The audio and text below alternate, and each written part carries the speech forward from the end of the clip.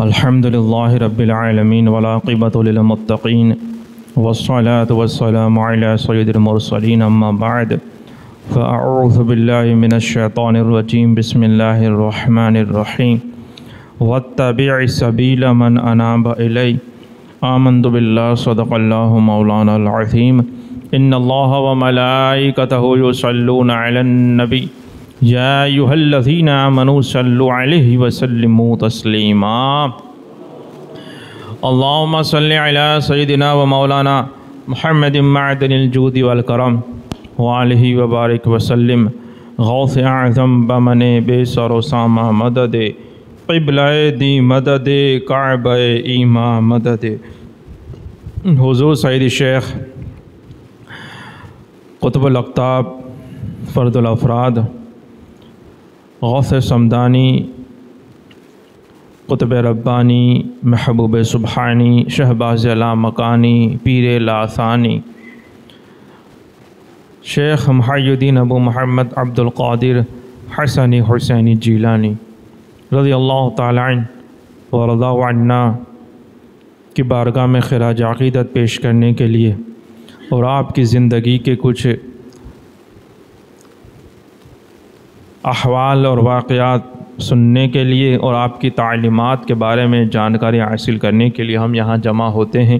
اللہ تعالی ہماری ٹوٹی پھوٹی کوششوں کو قبول فرمائیں اور حضور غوث پاک کے فیض و برکات سے ہم کو مالا مال فرمائیں۔ حضور سید شیخ غوث اعظم پیران پیر دستگیر رضی اللہ تعالی عنہ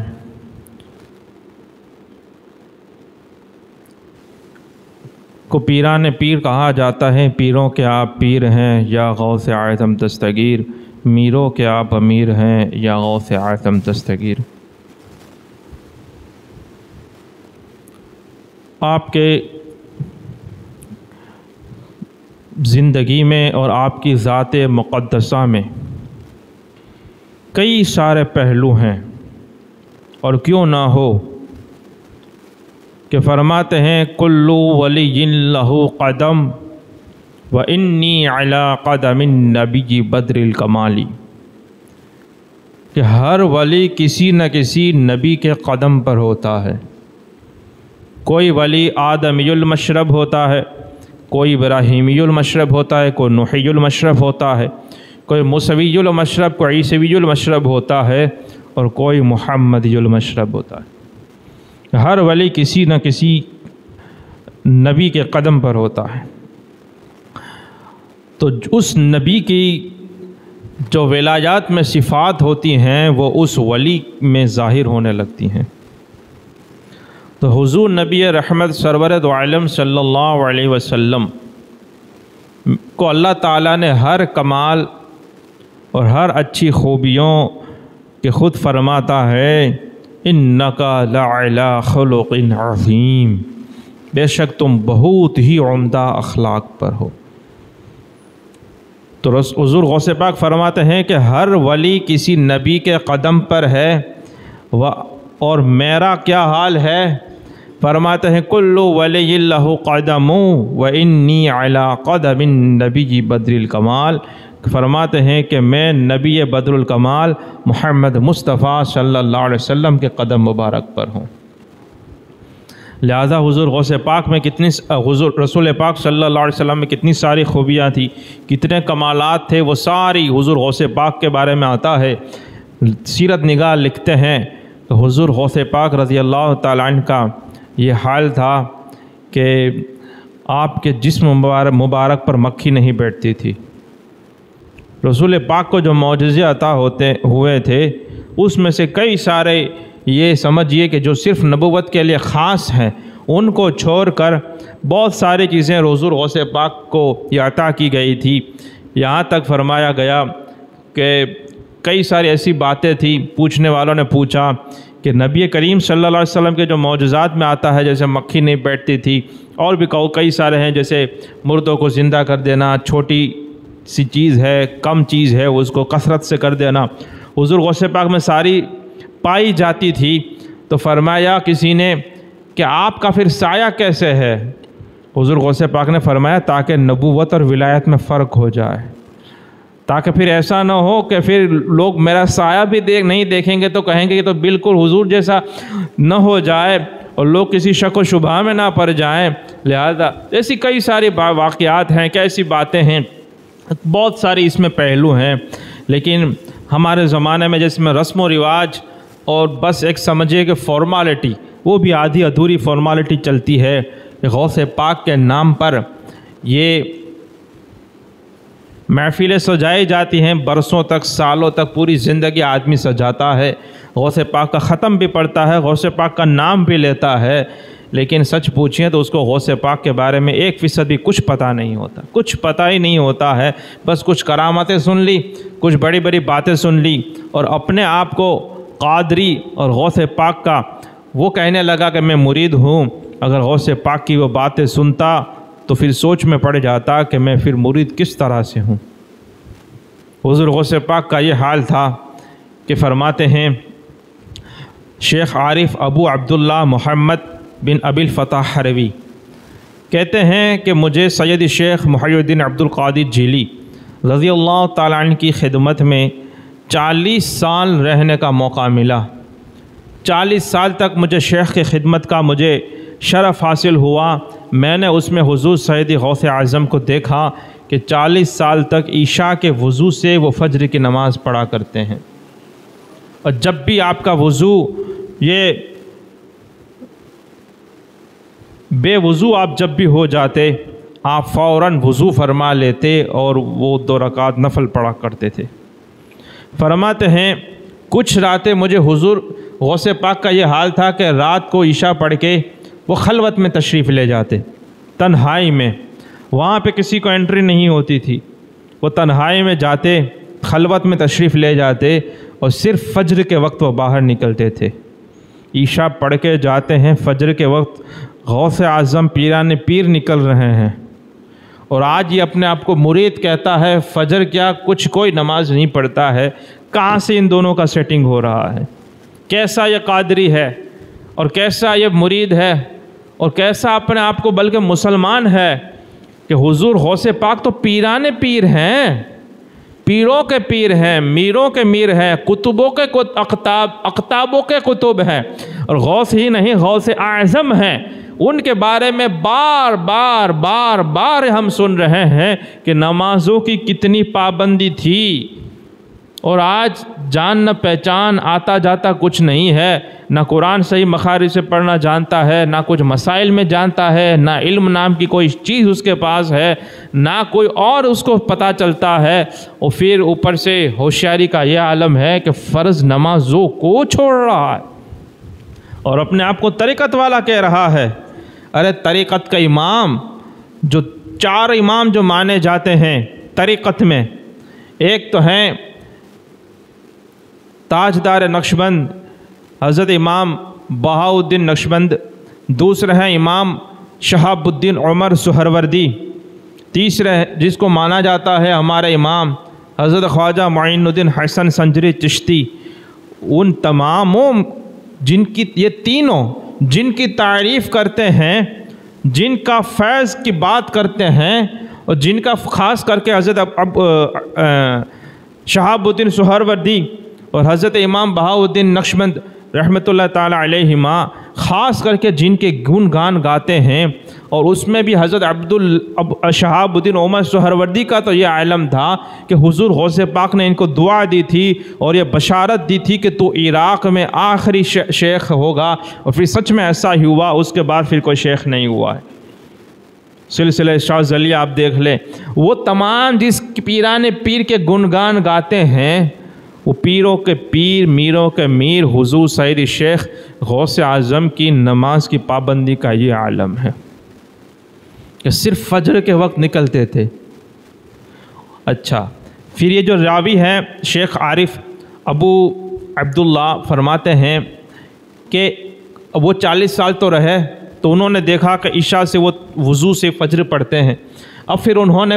وہ فرماتے ہیں کہ کئی راتیں مجھے حضور غوث پاک کے ساتھ آرام کرنے کا، سونے کا موقع ملا. یعنی رات کی پھر تنہائی کا پتہ چلا. کبھی کبھی انسان کو اب 40 سال ہیں تو کبھی موقع مل جاتا ہے آدمی کو تو کہتے ہیں کہ مجھے کچھ راتیں حضور غوث پاک کے ساتھ تنہائی میں موقع ملا. ویسے تو باہر رہتے تھے لیکن جو اتنا لمبا عرصہ ہے تو کبھی نہ کبھی آدمی کو وہ ہو جاتا ہے. تو کہتے ہیں کہ مجھے شیخ محی الدین عبد القادر جیلانی کی تنہائی میں رہنے کا، مجھے دیکھنے کا، رات کا معمول دیکھنے کا موقع ملا. تو میں نے دیکھا کہ وہ عشاء تو پڑھ لی، سب کے ساتھ پڑھی، جماعت سے پڑھی، لیکن بولے جب تنہائی میں جاتے تو میں نے دیکھا کہ پہلے کچھ وقت تک آپ نوافل پڑھا کرتے تھے اور اس کے بعد آپ ذکر میں مشغول ہو جاتے، اور ذکر میں مشغول ہوتے یہاں تک کہ تہائی رات چلی جاتی. تہائی رات مان لیجئے کہ 12 گھنٹے کی رات ہے تو 4 گھنٹے گزر جاتے نفل میں اور ذکر میں. پھر فرماتے کہ پھر یہ آپ فرماتے، یہ دعا پڑھتے، اللہ کا اسم وہ اپنے زبان سے فرماتے، المحیط الرب الشہید الحسیب الفعال الخالق البارئ المصور. پھر کہتے ہیں کہ آپ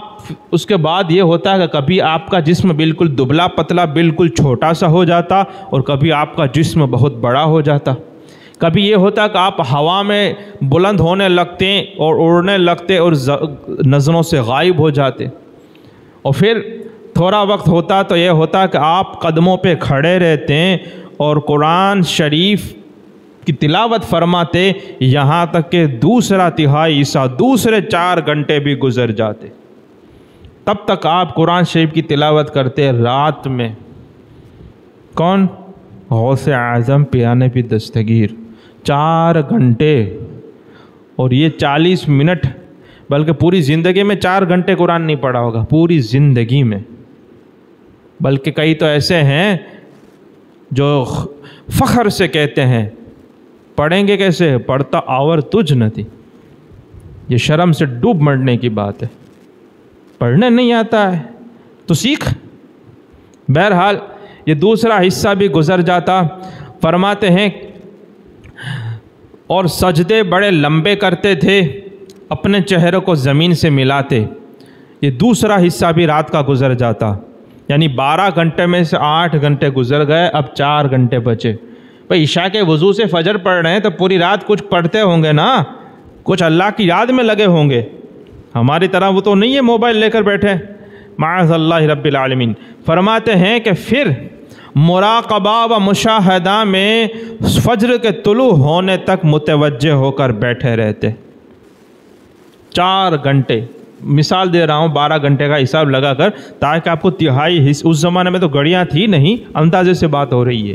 کہ اس طرح سے مراقبہ اور پھر مشاہدہ. مراقبہ مشاہدہ میں یہی ہوتا ہے کہ آدمی دیکھتا رہتا ہے، اس میں گزارتے. پھر دعا مانگتے، عاجزی اور نیاز میں لگے رہتے، اور آپ کو ایک ایسا نور ڈھانک لیتا تھا کہ قریب ہے کہ وہ نظروں کو خیرہ کرے، نظروں کو اچک لے. اور پھر فرماتے ایسا نور ہوتا تھا کہ غوث اعظم نظر نہیں آتے تھے اور بس ہمیں آواز سنائی دیتی تھی، سلام علیکم سلام علیکم، اور حضور غوث پاک ان کو جواب دیا کرتے تھے یہاں تک کہ فجر ہو جاتی اور پھر آپ باہر تشریف لے جاتے. یہ ہے ان کے رات کا معاملہ، یہ ہے غوث اعظم. ایسا کبھی نہیں سنا آپ لوگوں نے؟ ایسا کئی بات نہیں ہو رہی ہے. بس ڈوبی ہوئی کشتی کو تیرا دی، لہٰذا ہماری کشتی بھی تیرا دیں گے. 12 سال کی ڈوبی ہوئی ہم کو، یہ تو ایک بات ہے. وہ کرامت کا انکار نہیں ہو رہا ہے، وہ سب ہیں. غوث پاک نے بہت بڑے عجیب و غریب چیزیں دکھائی ہیں، اور چونکہ وہ فنا فی اللہ باقی باللہ تھے، لہٰذا آپ سے ایسا ہی چیزیں صادر ہونی تھی پھر کہ جو آدمی کو سمجھ میں نہیں آ سکتی کہ ایک آدمی کیسے کر سکتا ہے. اور حقیقت ہے آدمی نہیں کر سکتا، ناممکن ہے. لیکن آدمی کرے تو نا، کرنے والا قادر ہو، صادر عبد القادر سے ہو رہا ہو، پھر تو سب کچھ ہوتا ہے. کرنے والا کوئی اور ذات ہوتی ہے، جو فاعل حقیقی ہے وہ کر رہی ہوتی ہے، اولیاء اللہ کو جو کرامتیں ملتی ہے وہ خود ان کی ذاتی تھوڑی ہوتی ہیں، کرنے والا وہی ہوتا ہے جس کو فاعل حقیقی رب العالمین احکم الحاکمین کہتے ہیں، کہ اس کا امر، اس کا حکم ہر حال میں، ہر خشک و تر میں، ہر ظاہر باطن میں چلتا ہے، وہ ظاہر ہوتا ہے، بس ہمیں نظر کچھ اور آتا رہا ہوتا ہے، ہمیں بندہ دکھتا ہے لیکن کرنے والا بندہ نہیں ہوتا۔ اللہ کے رسول صلی اللہ علیہ وسلم نے کنکریاں پھینکی، اللہ تعالیٰ نے قرآن شریف میں آیت مبارکہ نازل فرمائی، فرماتا ہے ما رمیتا اذ رمیتا ولکن اللہ رما، اے محبوب جو کنکریاں تم نے پھینکی، ما رمیتا وہ تم نے نہیں پھینکی، ولکن اللہ رما بلکہ وہ اللہ نے پھینکی تھی۔ تو یہ بات ہوتی ہے، کرامت اس طرح سے ظاہر ہوتی ہے، بندے سے نہیں ہوتا کچھ۔ بہرحال تو یہ حضور غوث پاک کی خلوت نشینی تنہائیوں کا حال تھا، اور فرماتے ہیں کہ 25 سال تک میں عراق کے جنگلوں اور صحراؤں میں رہا، اور اس طرح سے میرے دن گزرتے، راتیں گزرتی، مجھے کوئی پہچانتا نہیں تھا، میں مخلوق کو پہچانتا نہیں تھا، اور یہاں تک فرماتے ہیں کہ میں نے 1 سال اس طرح سے مجاہدہ کیا کہ گری پڑی چیزیں کھاتا تھا اور پانی نہیں پیا۔ پھر 1 سال ایسا گزرا کہ میں نے گیری پری چیزیں نہیں کھائی، صرف پانی پیا، اور اس کے بعد ایک سال ایسا گزرا نہ میں نے کچھ کھایا، نہ کچھ پیا، نہ میں سویا۔ یہ حال ہے آپ کا، اتنے مجاہدہ کیے، بعد میں پھر وہ پبلک میں آئے ہیں، اور پھر ان کو بھیجا گیا کہ اب تم کو آنا ہے، لوگوں کی اصلاح کرنی ہے۔ پھر آپ نے وہ چیزیں دکھائیں، لوگوں کی دستگیری فرمائی، لوگوں کو وعظ و نصیحت فرماتے تھے، اور کس طرح سے فرماتے تھے، کبھی 2-4 واقعات ہم سن چکے ہیں، ابھی وقت ہے تھوڑا سن بھی لیں گے۔ حضور غوث پاک کا اخلاق اتنے عمدہ تھے، اور یہ جو میں کہہ رہا ہوں کہ پیر کا کام ہوتا ہے مرید کے دل سے دنیا کی محبت نکالنا۔ حضور غوث پاک کے پوتے ہیں قاضی القضات ابو صالح نصر، فرماتے ہیں کہ میرے والد محترم اور حضور غوث پاک کا شہزادے شیخ عبدالرزاق نے بیان فرمایا کہ حضور سید شیخ غوث اعظم پیران پیر دستگیر جب حج کے لیے تشریف لے جا رہے تھے، ہمارے یہاں بھی لوگ بڑے بڑے جو ہوتے ہیں، خاص کر کے یہ پیر صاحب، وہ حج کے لیے جاتے ہیں تو کیا ہوتا ہے، اور حضور غوث پاک کو دیکھیں آپ، بات ہوگی نا بھائی، طریقت کے نام پہ فراڈ چل رہا ہے، پیری مریدے کے نام پہ فراڈ چل رہا ہے تو ہم کھولیں گے، آپ ایسا کرتے کیوں ہو؟ فرماتے ہیں حضور غوث پاک حج کے لیے تشریف جا رہے تھے، ایک مقام آیا، مقام حلا، وہاں پہ رات کا وقت تھا، تو حضور غوث پاک نے اپنے جو خاص مرید تھے ان کو حکم فرمایا کہ آپ دیکھو یہ پورے شہر میں غریب سے غریب آدمی کا گھر کون سا ہے۔ تو وہاں پہ لوگ ادھر ادھر گھومنے لگے، دیکھنے لگے، تو خرابے میں ایک جگہ پر ایک چھوٹا سا یہ جگہ تھی جہاں پہ بالکل کہا لوگوں نے کہ یہ سب سے شہر میں سب سے غریب اور فقیر آدمی یہ ہے۔ حضور غوث پاک ان کے گھر پہ تشریف لے گئے اور کہا کیا ہمیں رات رکنے کی اجازت ہے؟ غریب کے گھر پہ، ہم غریب کے گھر پہ نہیں جاتے ہیں کیونکہ مہمان نوازی میں کمی آتی ہے، دال چاول رکھ دے گا، ہمارے گلے بھی نہیں اترتا، ہمیں تو بوٹیاں چاہیے اور 4-5 طرح کے سالن چاہیے، 4-5 طرح کی مٹھائیاں چاہیے، اور طرح طرح کے میوے ملائی چاہیے، لہذا ہم بڑے پارٹی کو ڈھونڈتے ہیں، ایسی ویسی بھی چاہیے ہمیں تو پھر، اور بہت کچھ پھر نظران اس کے اوپر پلس میں نظر آنا چاہیے، مفت کا کھانا پینا، اوپر سے بڑا لمبا سا کور، کیونکہ پیر صاحب حج کے لیے تشریف لے جاتے ہیں، جتنا حج میں خرچہ ہوتا ہے اسے 3 گنا تو کمائی ہوتی ہے، یہ بھی دھندا ہو گیا پھر پروفٹ۔ عمرہ کے لیے تشریف لے جاتے ہیں، 80,000 میں عمرہ ہوا اور 2-3 لاکھ روپے جمع ہو گئے، اور یہ کس کی کرامت ہے؟ لوگ محبت کرتے ہیں، ارے دنیا میں پھنس گئے، پیر بھی ایسا، مرید بھی ایسا، محبت کسے کرتے ہیں؟ یہاں دیکھیں حضور غوث پاک رضی اللہ تعالیٰ عنہ نے کہا کہ سب سے غریب کے گھر پہ تشریف لے گئے اور کہا، اب ظاہر سی بات ہے وہ بھی آپ کا مرید تھا، اور چاہنے حضور غوث پاک سے محبت 1000 سال بعد ہو رہی ہے، تب بھی ہو رہی تھی، تو وہ تو راضی ہو گیا، لیکن سگور کچھ نہیں ہے، لیکن کہا ٹھیک ہے رکیں۔ اب حضور غوث پاک جب وہاں رکے ہیں تو فرماتے ہیں کہ اس زمانے کے بڑے بڑے علماء، مشائخ، پیر، امیر، رئیس، وہ سب حضور غوث پاک کی بارگاہ میں آنے لگے اور عرض کرنے لگے آپ ہمارے یہاں چلے، آپ ہمارے یہاں چلے، ہمارے کوٹھری میں رکے، ہمارے محل میں رکے، ہمارے گھر پہ تشریف لائے، ہمارے دولت خانے پہ آئیں، لیکن حضور غوث پاک کہیں پر نہیں گئے، وہیں رہے۔ اب جب مرید آتے تھے تو کیا کرتے ہیں؟ نذرانہ دیتے تھے، نظر پیش کرتے تھے، مجھے ان سے انکار ہے ہی نہیں، یہ تو حضور نے ہدیہ قبول کیا ہے، غوث پاک نے قبول کر رہے ہیں۔ اگر کوئی مرید دیتا ہے تو کوئی بری بات نہیں ہے، لیکن مرید کا خود خوشی سے دینا الگ چیز ہوتا ہے، اور پیر کا بلیک میل کر کے لینا الگ چیز ہوتا ہے۔ ہم ساری بات بلیک میلنگ پہ ہو رہی ہے۔ حضور غوث پاک کی بارگاہ میں لوگ آتے اور کیا نذرانہ پیش کرتے تھے؟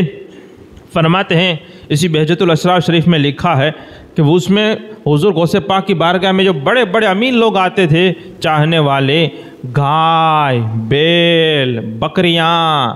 اور جانور، سونا چاندی، قیمتی قیمتی تحائف، سب کچھ، سونا چاندی بھی اس زمانے میں دیتے تھے، سب کچھ دے رہے ہیں۔ اب جب دے رہے ہیں، وہ غوث پاک کو بھی نذرانہ اتنا مل رہا ہے، آپ کے مریدوں کو بھی وہ ساتھ میں ملتا ہے نا، پیر صاحب کے ساتھ ہوتے ہیں، تو وہ پرانا چلا آ رہا ہے، اس سے ہمیں کوئی پریشانی نہیں ہے، اچھی بات ہے، محبت تو محبت ہوتی ہے، سب دے رہے ہیں۔ حضور غوث پاک نے فرمایا کہ یہ مرید مجھے جتنا کچھ دے رہے ہیں اس سے میں بیزار ہوں،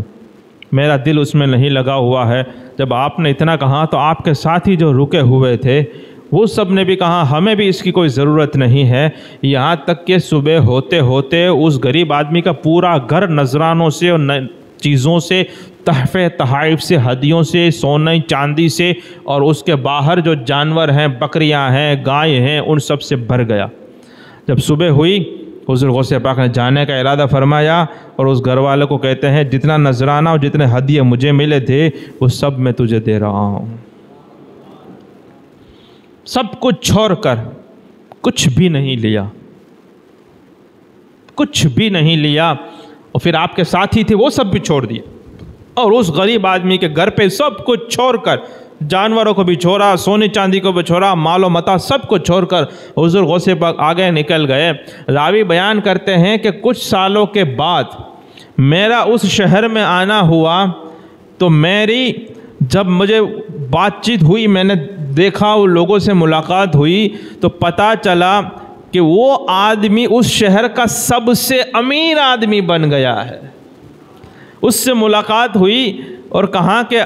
وہ بات ہوئی ہمارے اس شخص سے، تو وہ کہنے لگا کہ آج میں پورے شہر میں سب سے زیادہ مالدار میں ہوں، اور وہ اس رات کی برکت ہے جو رات غوث اعظم نے میرے گھر پہ گزاری تھی، اور جو وہ جانور چھوڑ کے گئے اللہ نے ان میں اتنی برکت دی، اتنی برکت دی کہ آج اس نے پھر بچے دیے ان جانوروں نے، اور وہ بڑھتے گئے، اسی طرح میرا مال بڑھتا گیا، آج میرے جیسا پورے شہر میں کوئی مالدار نہیں ہے۔ یہ ہوتے ہیں غوث اعظم کہ نذرانے قبول ضرور فرماتے ہیں کہ جب ان کے پاس کوئی آتا تھا سونا لے کر، چاندی لے کر، یہ غوث پاک کی شان یوں سمجھے کہ آج جتنی نیازیں ہو رہی ہیں وہ اس زمانے میں سے چل رہا ہے، تب سے وہی اتنی ہی نیازیں ہو رہی ہیں آپ کی بارگاہ میں۔ تو آپ وہ بالکل ظاہری جسم کے ساتھ تھے، تو آپ کی بارگاہ میں لوگ خود روبرو آ کر پیش کرتے تھے، تحفے بھیجتے تھے، اور ہر طرح کے نذرانے پیش کیے جاتے تھے۔ آپ کے وصال کے بعد وہ کھانا اور یہ ساری چیزیں نیاز سب تب سے چل ہی رہی ہیں، یوں سمجھیے۔ تو حضور غوث پاک کے بارے میں آتا ہے کہ جب کوئی ان کے پاس سونا چاندی یا مال لے کر آتا تو آپ اس کو ہاتھ نہیں لگاتے، آپ فرماتے وہ مصلے کے نیچے رکھ دو، قبول فرما لیتے تھے۔ اسی طرح کھانا اور چیزیں آتی تھی تو چونکہ وہ ہدیہ وغیرہ قبول کرنا سنت ہوتا ہے تو تھوڑا سا کھا لیتے ورنہ رکھ دیتے،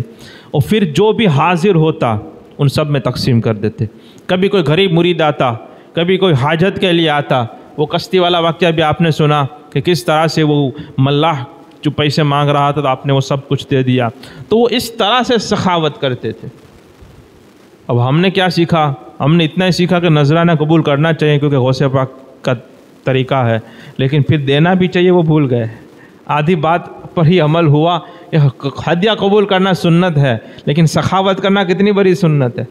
کہ حضور غوث پاک قرض پر آٹا لیتے تھے اور جو اپنے مریدین اور جو اپنے حاضرین ہوتے تھے ان کو وہ کھانا پکا کر روٹیاں پکا کر کھلاتے بھی تھے، اور جب اس طرح سے مال آتا کسی تا تو پھر جو وہ نان بائی ہوتی تھی، نان بائی جو ہوتا ہے جو روٹیاں بناتا ہے، باورچی سمجھ لیجیے آپ، ان کو پھر وہ جو کہیں سے نذرانہ آتا تو ادا کرتے، اور جب تک نہ آتا تھا آپ قرض پر آٹا لے کر وہ اپنے مہمانوں کی مہمان نوازی فرماتے اور کھانا کھلاتے تھے۔ یہ کچھ نہیں سیکھنا کیا ہمیں؟ تو یہ ہے حضور غوث پاک رضی اللہ تعالیٰ کہ یہ کس طرح سے مدد فرما رہے ہیں کہ جا رہے ہیں غریب کے گھر پہ،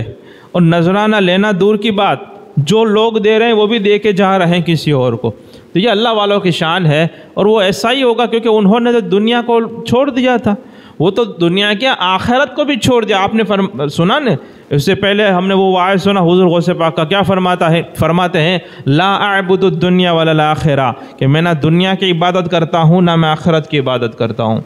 وہ تو اللہ کی عبادت کرتے تھے، تو ان کا کوئی عمل دنیا یا آخرت کے لیے ہوتا ہی نہیں تھا،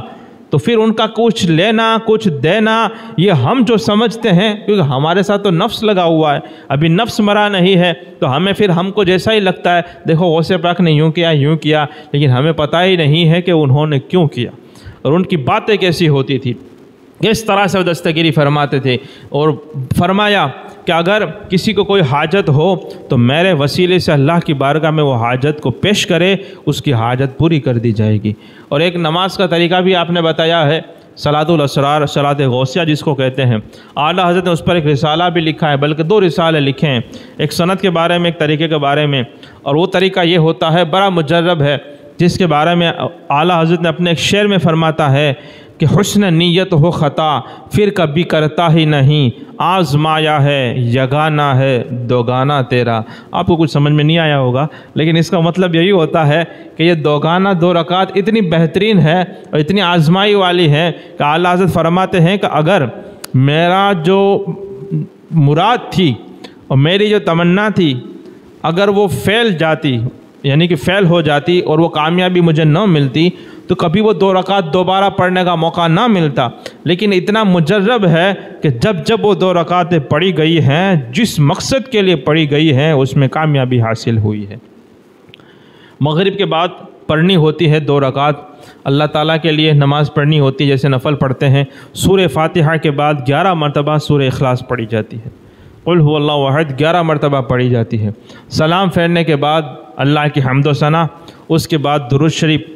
رسول پاک پر 11 مرتبہ سمجھ لیجئے، پڑھنے کے بعد پھر عراق کی جانب 11 قدم چلنے ہوتے ہیں۔ بزرگوں نے وہ جملے بھی فرمائے ہیں کہ کیا پڑھنا ہوتا ہے، جیسے پہلے بارگاہ رسالت کی طرف متوجہ ہو کر یا سید المرسلین یا رسول اللہ کہہ کر اغثنی وامددنی فی قضاء حاجتی یا قاضی الحاجات، اور پھر عراق اس طرف تھوڑا، مدینہ شریف تو بالکل تھوڑا سا اینگل پر ہے، صرف 5 ڈگری پر ہے، اس سے تھوڑا 10 ڈگری بڑھیں گے تو یہاں پر آپ کو عراق کی طرف 11 قدم چلنے ہوتے ہیں، اور ہر قدم پر یہ پڑھنا ہوتا ہے یا غوث الثقلین یا کریم الطرفین اغثنی وامددنی فی قضاء حاجتی یا قاضی الحاجات۔ ایک پڑھتے جائیں، ایک قدم چلتے جائیں، 11 قدم چلنے ہوتے ہیں۔ بعد میں حضور غوث پاک کے وسیلے سے اللہ کی بارگاہ میں دعا مانگی جاتی ہے، اور جو مانگی جائیں تقریباً انشاءاللہ سب پورا ہی ہوتا ہے۔ اس کو صلاۃ الغوثیہ بھی کہتے ہیں، صلاۃ الاسرار بھی کہتے ہیں، نماز غوثیہ بھی اس کو کہتے ہیں، سمجھے بات کو؟ تو یعنی آج بھی یہ سب چلتا ہے، حضور غوث پاک کے نام کا وسیلہ لے کر دعائیں قبول ہوتی ہیں۔ بلکہ امام ربانی مجدد الفسانی نے فرمایا، اپنے میں نے واقعہ سنا چکا ہوں آپ کو، کہ وہ فرماتے ہیں کہ ایک دعا جو مانگ رہے تھے اپنے بچوں کے استاذ کے متعلق، اور جب ان کو لگا کہ وہ قبول نہیں ہو رہی، فرماتے ہیں میں نے شیخ محی الدین عبد القادر جیلانی کے وسیلے سے دعا مانگی، اللہ نے وہ دعا قبول فرمائی۔ امام ربانی فرما رہے مجدد الفسانی۔ تو یہ ہے غوث اعظم پیران نبی دستگیر رضی اللہ تعالیٰ عنہ۔ اور آپ کا وعظ کرنے کا انداز تو وہ تھا ہی۔ اچھا، کبھی کبھی ایسا لگتا ہے کہ حضور غوث پاک جو واعظ فرماتے تھے اتنے لوگ توبہ کرتے تھے، تو وہ کس طرح سے فرما رہے ہیں؟ کیونکہ واعظ تو ہم بھی کرتے ہیں، ہمارے زمانے میں بھی کتنی کثرت سے واعظ ہوتے ہیں۔ حضور غوث پاک کا واعظ کے بارے میں، آپ کے طریقے کے بارے میں تھوڑا سنیں گے آپ؟ پورا واعظ تو ہم سنتے نہیں ہیں، کچھ جملے ہی سن لیتے ہیں اور پھر دیکھتے ہیں کہ وہ جملے میں کیا چیز ہے۔ فرماتے ہیں، درود شریف پڑھ لیں آپ۔ اللہم صلی علی سیدنا مولانا محمد معدن الجود والکرم وآلہ وبارک وسلم۔ سنیے، جب حضور غوث پاک کے بارگاہ میں کوئی آتا تھا، موقع موقع کی بات ہے، جیسا آدمی ویسی بات ہوتی ہے، اور جب بولنے والا عبد القادر ہو جیلانی تو پھر اس کا کیا کہنا، اور جب وہ اپنے آپ سے بول ہی نہیں رہا ہے، گفتہ اللہ بود گرچہ حلق میں عبداللہ بود، اس کا بولنا اللہ کا بولنا ہوتا ہے۔ جیسے موسیٰ علیہ السلام کو درخت سے آواز آئی کہ موسیٰ میں تیرا رب ہوں، تو آواز تو درخت سے آ رہی تھی، لیکن درخت نہیں بول رہا تھا، اللہ کلام فرما رہا تھا۔ آئی بات سمجھ میں؟ تو اولیاء اللہ میں بھی یہ ہوتا ہے، اور کب ہوتا ہے؟ جب آدمی فنا ہو جاتا ہے، اس کا نفس پھر باقی ہی نہیں رہتا، سب کچھ اللہ کے ارادے میں وہ ختم، اور توحید کے مقام پر جب پہنچ جاتا ہے پھر اس کا یہ حال بن جاتا ہے کہ وہ بولتا ہے، گلا اس کا ہوتا ہے، زبان اس کی ہوتی ہے، لیکن کلام اللہ کا ہوتا ہے۔ یہ بات ہوتی ہے، پھر وہ جو بولتا ہے وہ ہو جاتا ہے۔ آدمی کہتا ہے یار ایسا ایسا بولا ہے، پتہ نہیں ہمارے زمانے میں اگر ایسا بولا جائے تو کیا لوگ سمجھیں گے، لیکن میں آپ کو سناتا ہوں، ایک دو باتیں سناتا ہوں۔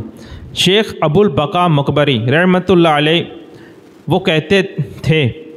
کہ میں ایک دن شیخ محی الدین عبد القادر کی مجلس میں حاضر ہوا، پہلے میں کبھی حاضر نہ ہوا تھا۔ اب پہلی مرتبہ واعظ میں آئے گا تو کیا کریں گے؟ آؤ آؤ، بیٹھو بیٹھو، آؤتا رہ جو، سانپڑتا رہ جو، لیکن عبد القادر جیلانی ہو تو پھر بات الگ ہے۔ فرماتے ہیں میں پہلی مرتبہ حاضر ہوا، اس سے پہلے میں حاضر نہیں ہوا تھا اور نہ آپ کا کلام کبھی سنا تھا۔ میں نے دل میں کہا کہ میں اس مجلس میں حاضر ہو کر اس اجمی کا کلام سنوں گا۔ میں مدرسے میں داخل ہوا اور دیکھا کہ حضور غوث پاک کلام فرما رہے ہیں، واعظ جاری ہے، بولے میں حاضر ہوا۔ جب میں آیا تو آپ نے جو اپنی بات تھی اس کو قطع فرمایا، اپنی بات کو کاٹا اور کہنے لگے، مجھے کیا کہا جملے سنے، ترجمہ اس کا کہتے ہیں، اے آنکھوں اور دل کے اندھے، تو میرا کلام سنے گا؟ تو اس اجمی کا کلام سنے گا، ایک آنکھوں اور دل کے اندھے؟ پھر کہتے ہیں کہ میں اتنا سننا تھا، میں نہ رہ سکا اور یہاں تک کہ آپ کی کرسی تک پہنچ گیا، اور میں نے اپنا سر کھولا اور کہا کہ آپ مجھے خرقہ پہنائے، ٹوپی پہنائے، یعنی کہ مرید کرے۔ اس زمانے میں یہ طریقہ تھا، جب مرید کرتے تھے تو خاص قسم کی کلاه یا اس کا جو خرقہ ہوتا تھا وہ عطا، خلافت دینی ہوتی تو خرقہ دیتے تھے۔ اب ہمارے زمانے میں ایسا نہیں ہوتا، کہیں کہیں ہوتا ہے۔ بہرحال وہ فرماتے ہیں کہ یہ ہوتا ہے۔ حضور غوث پاک نے فرمایا، اے عبداللہ، اگر خدا تعالیٰ نے مجھے تمہارے انجام کی خبر نہ دی ہوتی تو تم ہلاک ہی ہو گئے ہوتے۔ دوسری جگہ پہ فرماتے ہیں کہ آپ نے فرمایا کہ عبد القادر کے واعظ میں نہ بیٹھنے سے اور میری مجلس کو چھوڑنے سے تم لوگ توبہ کرو، اور میری مجلس میں ہمیشہ بیٹھا کرو۔ کون بول سکتا ہے ایسا؟ اور جو تم کبھی آتے ہو، کبھی جاتے ہو، کبھی سنا، کبھی چھوڑ دیا، فرماتے ہیں عبد القادر کے مجلس چھوڑنے سے تم لوگ توبہ کرو۔ اس طرح سے ایک مرتبہ ایک بہت بڑا اچھا حضور غوث پاک کا یہ طریقہ تھا کہ آپ کبھی پیسے والے کو بھاؤ نہیں دیتے تھے۔ امیر کبیر اور رئیس اور خلیفہ یا وزیر آتا تھا تو آپ اس کے لیے اٹھتے بھی نہیں تھے، بلکہ وہ آتا تھا تو آپ گھر پہ اندر میں چلے جاتے تھے، اور پھر فرماتے ہیں کہ سخت کلامی سے آپ اس کے سامنے بات کرتے تھے، اور اس طرح سے، اور پھر اس کو اتنا جھنجھوڑتے، کیونکہ امیر ہوتا ہے نا، اور جو بھی دنیا میں زیادہ پڑا ہوگا، اچھا کچھ لوگ امیر ہوتے ہیں لیکن دنیا دار نہیں ہوتے، یہ میں ہمیشہ سمجھانے کی کوشش کرتا ہوں۔ کبھی کبھی کوئی آدمی امیر ہوتا ہے، دنیا دار نہیں ہوتا ہے، اور کبھی یہ ہوتا ہے غریب ہوتا ہے لیکن دنیا دار ہوتا ہے۔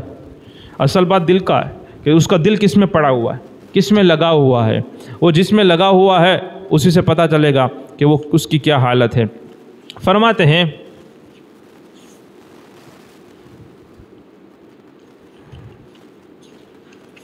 درود شریف پڑھ لیں آپ حضرات۔ اللہم صلی علی سیدنا و مولانا محمد معدن الجود والکرم وآلہ وبارک وسلم۔ ہاں،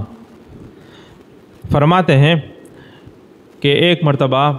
آپ کی بارگاہ میں ایک نقیب النقبہ، بہت بڑا اس زمانے میں اسلامی ریاست تھی، بادشاہ تھی، تو بڑے بڑے خلیفہ اور منسٹرز سمجھ لیجئے وہ آتے جاتے رہتے تھے، اور اس طرح سے وہ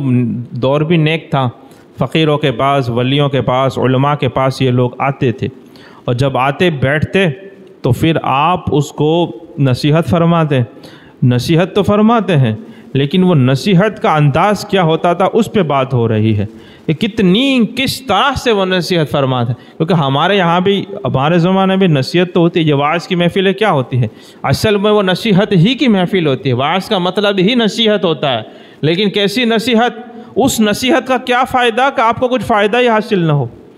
آپ کو کوئی فرق ہی نہ پڑے، وہ بھی نصیحت ہوتی ہے کیا، آپ کو کوئی فرق نہ پڑے، برسوں تک، صدیوں تک آپ سنتے رہیں واعظ اور نصیحت، آپ کو کوئی فرق ہی نہ پڑے، تو اس سے تو کام بننے والا نہیں ہے۔ لیکن حضور غوث پاک رضی اللہ تعالیٰ عنہ کا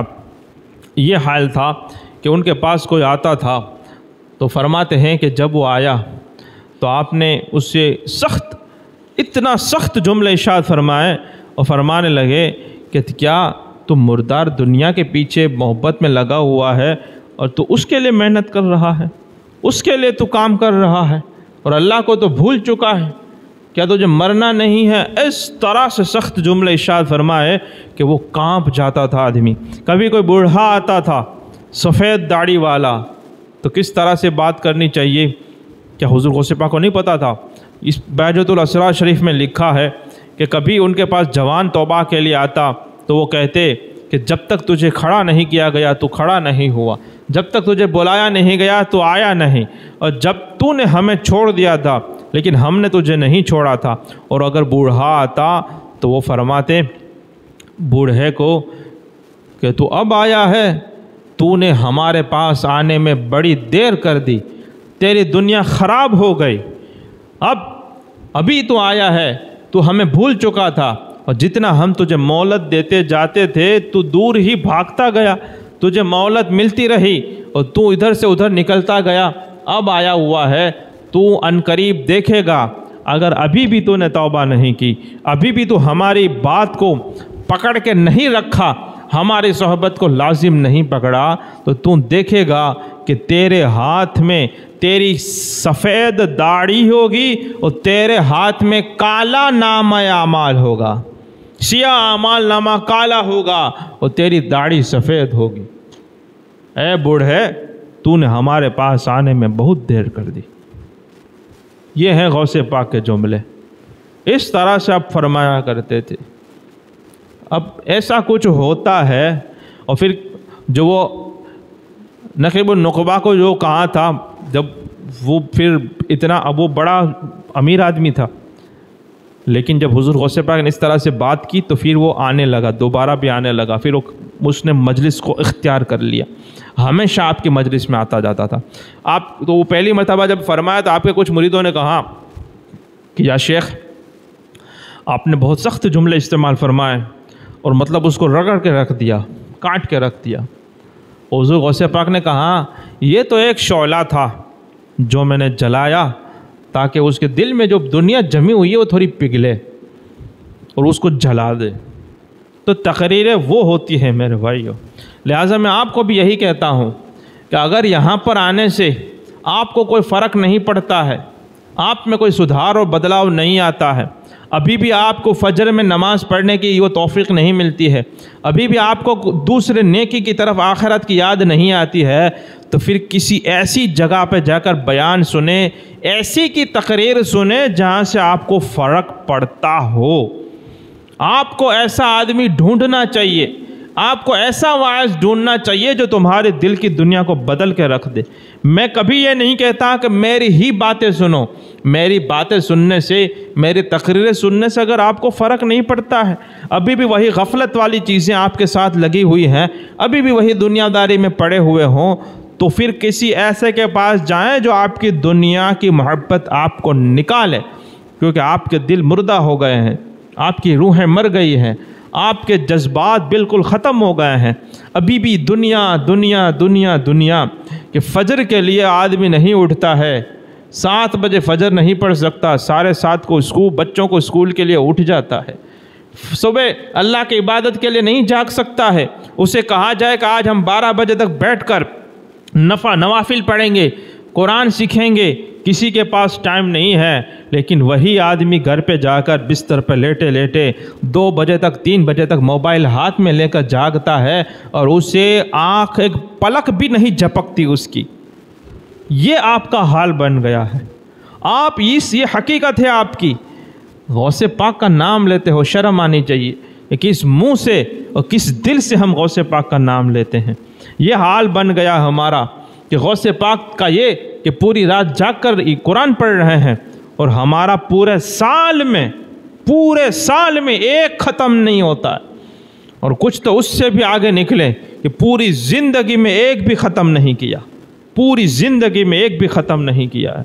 تو یہ حال بن گیا ہے۔ لیکن میں آپ کو سمجھاتا ہوں،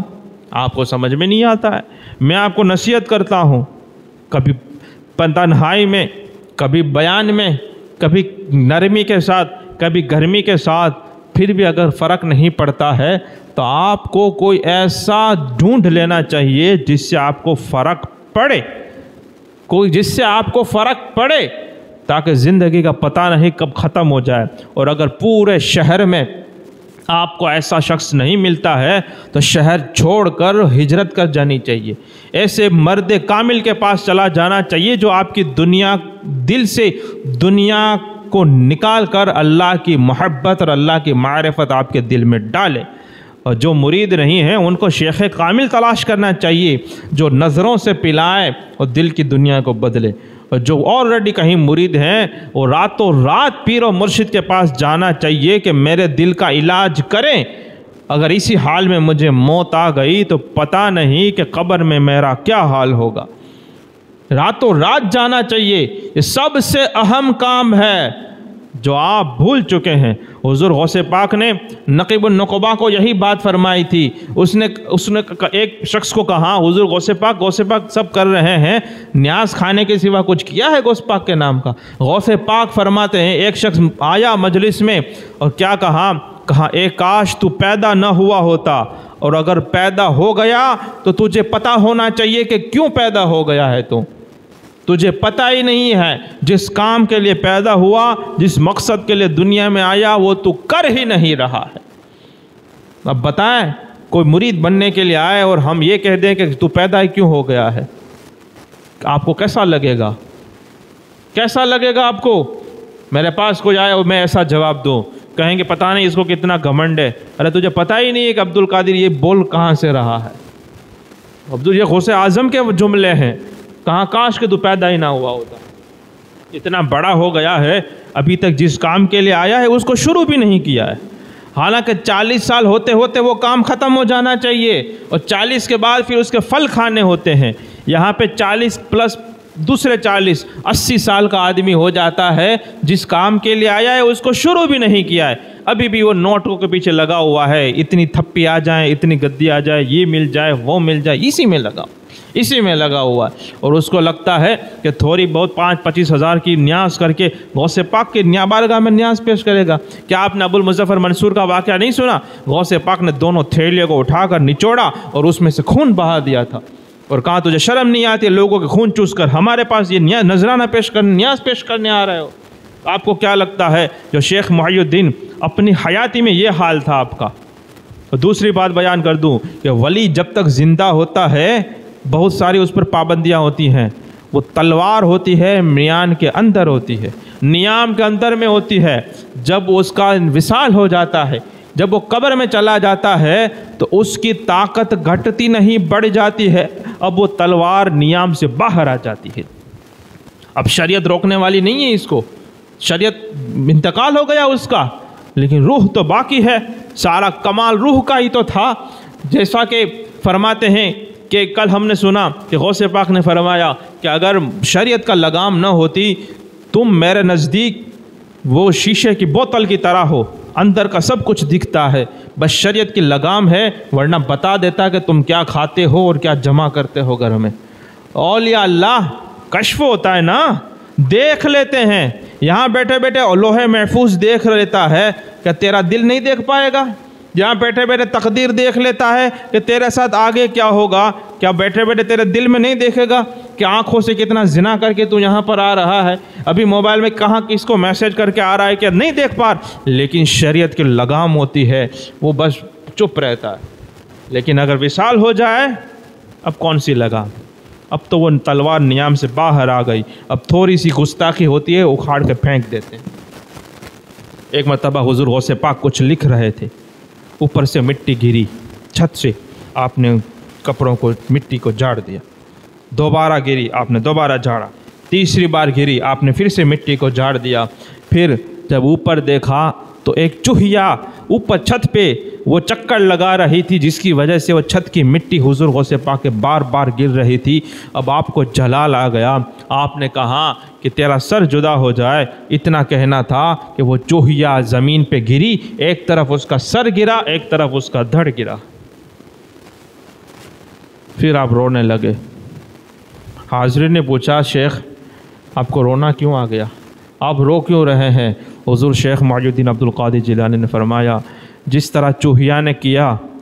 اور مجھے ناگوار گزرا، پسند نہیں آیا، تو اس کا یہ حال ہوا، تو مجھے اس بات سے رونا آ گیا کہ میرا مرید کوئی ایسی بات کرے جس سے میرے دل کو تکلیف پہنچے اور پھر اس کے ساتھ بھی یہی حال ہو جائے۔ بہت جلالی ذات ہے حضور غوث پاک کی، حضور غوث پاک کی ذات بہت جلالی ہے، اور ان کا یہ حال ہے کہ جو وہ فرما دیتے وہ ہو جاتا ہے۔ الگ ہی مقام پہ آپ فائز تھے، بہت اونچا مقام ہے آپ کا، یعنی ان کا پھر کچھ رہا ہی نہیں تھا، مقام توحید پہ وہ فائز تھے، فنا فی اللہ ہو گئے تھے اور پھر باقی باللہ ہو تھے۔ اسی لیے جب تک اللہ کا نام رہتا ہے حضور غوث پاک کا نام بھی ساتھ میں رہتا ہے، رسول پاک کا نام لیا جاتا ہے، غوث پاک کا بھی۔ کچھ اولیاء ایسے ہوتے ہیں کہ ان کا نام ہمیشہ وہ نئے رہتے ہیں، کبھی وہ پرانے نہیں ہوتے، صدیوں کے صدیاں گزر جاتی ہیں پرانے نہیں ہوتے، یہ غوث پاک انہی میں سے ہیں۔ وہ فرماتے ہیں میرا مرید اگر کوئی ایسی حرکت کرے، ذرا سوچے تو کہیں آپ کرتے کیا ہیں، ہم کیا کرتے ہیں؟ غوث پاک کی تعلیمات تو دیکھیں، اتنی عبادتیں ریاضتیں، لیکن شیطان نے ہمیں وہ نصرانیوں والا عیسائیوں والا کانسیپٹ دیا ہے کہ ہمیں غوث پاک بچائیں گے، ہم غوث پاک بچائیں گے، اس کے لیے ہم ہر حرام کام کرتا ہے، آج ہر حرام کام، تمام فرائض کو چھوڑ رہا ہے، نہ کمائی میں وہ دیکھ رہا ہے کہاں سے آ رہا ہے پیسہ، کہاں جا رہا ہے، کچھ بھی نہیں، صرف زبان کا آدمی مومن رہ گیا۔ حضور غوث پاک کا ایک شعر ہے، فرماتے ہیں اگر دل میں تقوی نہیں ہے تو یہ زبان کی جملوں کی ہیرا پھیری کوئی فائدہ نہیں دے گی، اور اگر دل میں تقوی ہے اور اگر بولنا صحیح سے نہیں آتا تو بھی آدمی کامیاب ہے۔ آپ کثرت سے یہ شعر پڑھا کرتے تھے بار بار، یہ شیخ پڑھ رہے ہیں، حضور غوث پاک پڑھ رہے ہیں، ہم جملوں کی ہیرا پھیری میں رہ گئے، ہم لوگوں کے ساتھ ایسی باتیں اچھی باتیں کرتے ہیں جیسے میرے جیسا تو کوئی نیک اور صوفی اور اچھا آدمی کوئی ہے ہی نہیں، حالانکہ دل میں وہی شیطان اور گندگیاں بڑی پڑی ہیں۔ لہٰذا میں آپ لوگوں کو یہ کہتا ہوں کہ اتنا سننے کے بعد بھی اگر کسی کو کوئی فرق نہیں پڑتا ہے تو پھر آپ سب کام چھوڑ کر اس کام میں لگیں جو آپ کے دل کا علاج کرے، آپ کے دل کو نیک بنائے۔ فرماتا اللہ تعالیٰ قرآن شریف میں کہ قیامت کے دن مال اور اولاد کام نہیں آئیں گے، کیا کام آئے گا؟ جو اسی کو کام آئے گا بقلب سلیم، جو سلامت دل لے کر آئے۔ دل ہمارا سلامت ہے؟ ریاکاری، خالق کو بھولنا، مخلوق کی یاد، یہ الگ الگ بیماریاں ہیں۔ 3، دنیا کی محبت، مال کی محبت، بیوی بچوں کی محبت، پھر کینہ، بغض، حسد، تکبر، عداوت، شماتت اور اس طرح کی سمجھیے کہ 3 ڈزن بیماریاں ایک دل میں جمع ہیں۔ صرف کولیسٹرول بڑھ جاتا ہے، اٹیک سے آدمی مر جاتا ہے، ایک بیماری میں مر جاتا ہے۔ یہاں پہ 40 بیماریاں لے کر آدمی گھوم رہا ہے اور اوپر سے زبان کی ہیرا پھیری کر رہا ہے، سجدوں پہ سجدے کیے جا رہا ہے، لیکن چہرے پہ نور نظر نہیں آ رہا۔ اتنی نمازیں آدمی پڑھے اور چہرے پہ بے رونق ہو، ایسا کیسے ہو سکتا ہے؟ چہرہ بے رونق ہے، گندگیاں ٹپک رہی ہیں، نحوستیں جھلک رہی ہیں چہروں سے، اس کی باتوں میں نہ برکت ہے، جس کام میں ہاتھ ڈالتا ہے پھیل ہو جاتا ہے، نحوست ہی نحوست اس کے ساتھ لگی ہوئی ہے۔ گھروں میں بیماریاں جانے کا نام نہیں لے رہی، گھر میں قدم رکھتا ہے سکون نہیں ملتا، مسجد میں آتا ہے گھر یاد آتا ہے، بھاگ کے گھر پہ جاتا ہے تو ہوتا ہے کہ شاید میں گھر پہ نہ آتا تو اچھا تھا، باہر جاتا ہے کہیں پہ اس کو چین سکون نہیں۔ لہذا یہ خطرناک بیماری ہے، اسی طرح اگر قبر میں چلے گئے تو کیا ہوگا؟ لہذا سب سے پہلے اپنے شیخ کے پاس آپ جائیں، وہاں کہیں کہ اس کا علاج کرو، یہ مجھے بھینکر خطرناک بیماریاں ہیں۔ اور اگر پورے شہر میں آپ کو کوئی ایسا بندہ نہیں ملتا جو آپ کے دل کا علاج کرے تو ایسے شہر کو ہی چھوڑ دو، آپ ایسے شہر کو چھوڑ کر ایسے شہر میں جا کے بسو جہاں پہ کوئی اہل اللہ، اللہ والا موجود ہو اور تمہارے دل کو سنوار سکے، سدھار سکے اور رحمان کی بارگاہ میں پیش کرنے کے لائق بنا سکے، ورنہ زندگی جینے کا کوئی مطلب نہیں۔ وہی غوث پاک کے جملے کہ کاش کہ تو پیدا نہ ہوا ہوتا، اور اگر پیدا ہو ہی گیا ہے تو تجھے یہ پتہ ہونا چاہیے کہ کیوں ہوا ہوں، جب تجھے مقصد جس کام کے لیے آیا ہے ابھی تک تو نے وہ کام شروع ہی نہیں کیا۔ اس بارے میں غور کریں اور پھر دیکھیں کہ پھر ہماری زندگی کس راستے پہ سے گزر رہی ہے، اور پھر کل صبح ہوتی ہے اور کیسی ہوتی ہے وہ دیکھیں۔ السلام علیکم ورحمۃ اللہ۔